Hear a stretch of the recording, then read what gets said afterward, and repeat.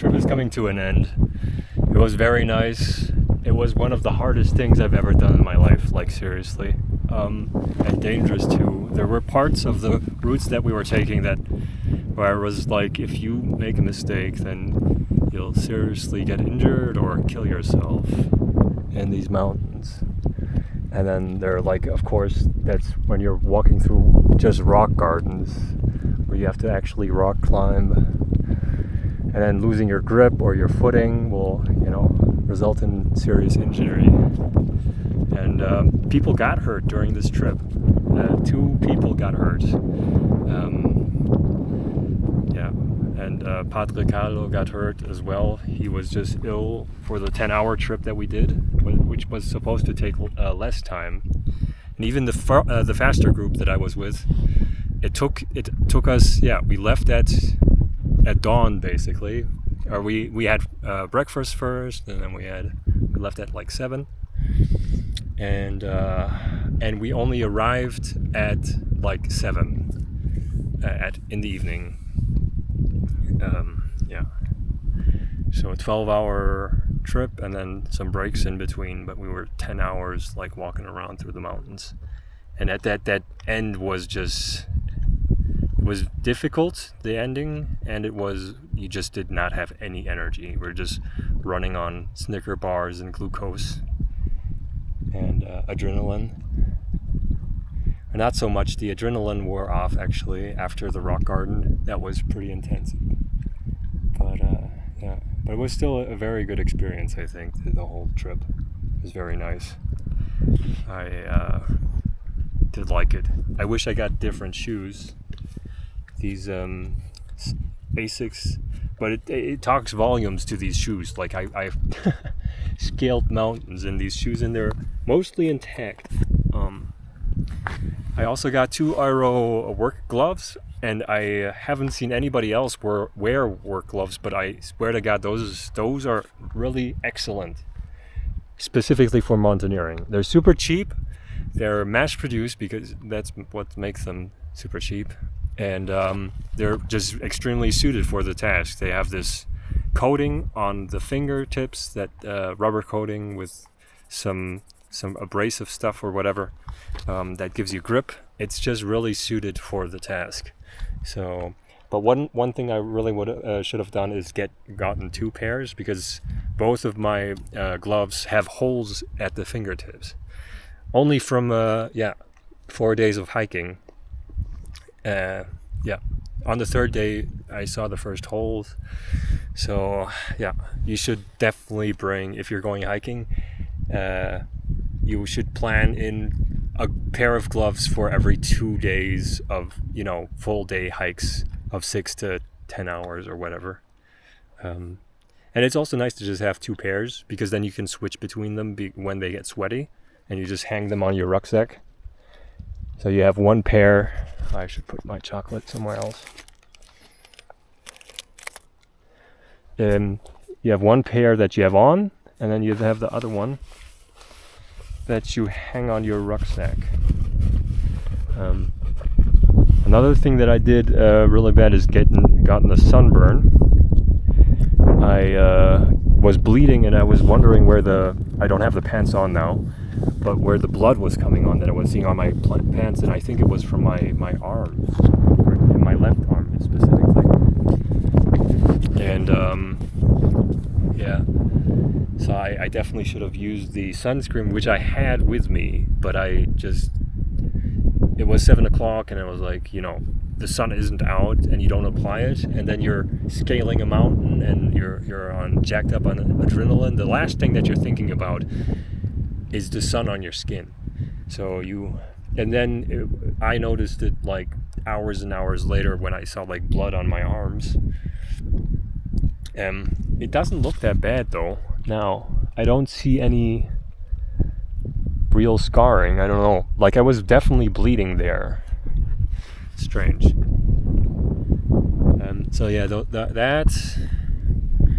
The shoes. Another thing is I would like to bring sandals. Exactly. I almost did, but I thought, who the heck brings sandals on a hiking mountaineering tour? And the answer is everybody. Everybody. I thought I was the only idiot bringing, like, I have my Nike slippers that I like bringing around on my bike tours, because then you have your streetwear shoes, and then when you get someplace, then you put on the slippers. And that's exactly what the hikers do. The mountaineers, they just have, it's extra weight, it's an extra 200-300 grams if you get a light pair. But when your shoes, you're sweating through your shoes multiple times a day, it's good to have. But it was, all in all, a good experience. An interesting experience. The people that go on these trips are literally insane. Like, I wouldn't have thought, due to the ages of some of the people that were going on these hikes, but it really is extremely, you exert a lot of energy. It's like jogging for 6 hours straight, at least. And then you, with the bonus of like possibly dying if you make a mistake for the harder parts. It's not that difficult, if you go bouldering or rock climbing in a gym, you can definitely be presented with way more difficult problems where you obviously fall. But that's the whole point. You have a rope and everything. Here you don't. But you get into situations, they're just rocks. They don't give two fucks if it's like an interesting problem or not. They'll just be like a boulder, and you gotta climb it, with both hands and your feet. And if you fuck up, then you're dead. And it's not really talked about. That's another thing that I guess just like, and you sort of forget it too. But it's definitely the truth. Yeah. But nobody was seriously injured during the trip. The older Asian lady, she scratched her shin. I saw her fall, actually. I was filming and then turned off my camera, turned around, and I saw her fall down, and I ran to her. And her shin was just scratched. Nothing too bad. Just skin damage. Like the skin didn't fall off or anything. It was just scratches. So it was pretty not that bad. And then I gave her my first aid kit. And I wish I bought iodine for this, but I didn't. Or I brought my hydrogen peroxide or something like that, but I didn't. So iodine is another thing that I definitely have to bring on the next hike I go on, mountain hike. Because like if you get really deep wounds and the sweat and the dirt gets in there, like you do want to disinfect the wound, and iodine is like really good at that. So that, and then maybe like 50 milliliters of hydrogen peroxide might be a good combo just to have there. I did not think I would use the first aid kit at all, but I did end up using that. I used my sewing kit. I used super glue for somebody that her shoe was falling apart. So a lot of things that I brought on this trip actually have been used, because this is it's real. Like things go wrong and there's nothing here. There's no internet. There's, And another strange thing is that like washing your feet in earnest in a stream, like you would say like I can just take a shower at home. Like you can't do that here. Like it makes sense to when you get to a stream, to take off your shoes, dry out your socks and your shoes, and to wash your feet. Like, because that like the next time I can do that is like maybe tomorrow, but only maybe if the Refugio has a shower. The last one that we're staying at didn't even have a shower. They just had like a sink. So a lot of people just like do a Spartan shower where you just slap some water under your like axles and try to shimmy up like a foot into the wash basin, which I've never done. So like if you have that as your main way of washing your feet or anything, like the stream is the nicer option. So when you get to a stream, that's the way to do it. Another thing is that yesterday I ran out of water, and I then got water from a stream from the mountain, and I'm chicken. Like, I was like, I don't want to drink this water. Who knows what kind of stuff is gonna be growing in there, because I can't see the source.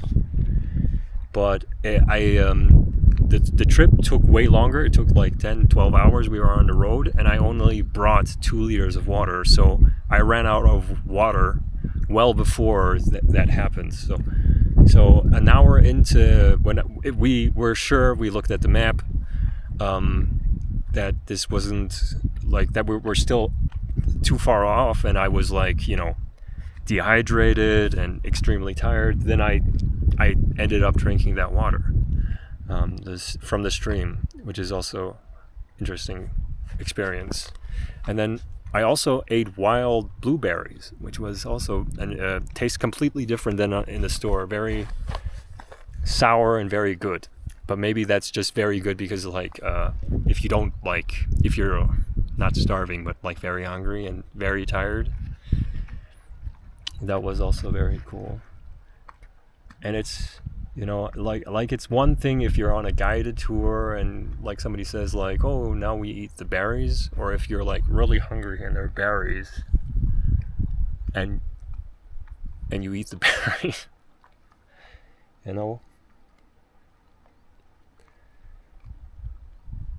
It is nice.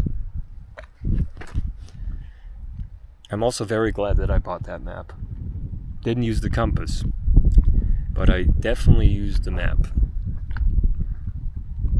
And the other guys, the Focolarini, they loved it as well. They got a kick out of it. Like, you have a physical map. Everybody had like Google Maps and they downloaded maps, I'm sure, but it's not the same. Like, if you have a physical map, it's nice. If you ever go on a mountain hike, buy a map. You'll be really happy to have that map and look at the map and then draw with a pencil. It's really nice. And then you can talk about it physically, put it down and talk to people on it. You can do that with a phone, but it's just not the same. Maybe if you had a tablet or something like that. But like, your screen isn't too dark. You can look at a map in daylight with the sun blasting down. You can't really do that with a phone, and you can't do that with like 10 people like all looking on a phone. Like, how are you going to do that? So it's definitely nice just to have that, and then you have it as a memento, I guess, and maybe some kind of motivation to return to these piles of rubble. Maybe I should go for a swim or something. It was nice. So tomorrow we're heading back to Fabrezza from wherever we are, and from there I go to Sevo, and from there I continue down west towards France. It's almost too bad. Maybe I should just stay here.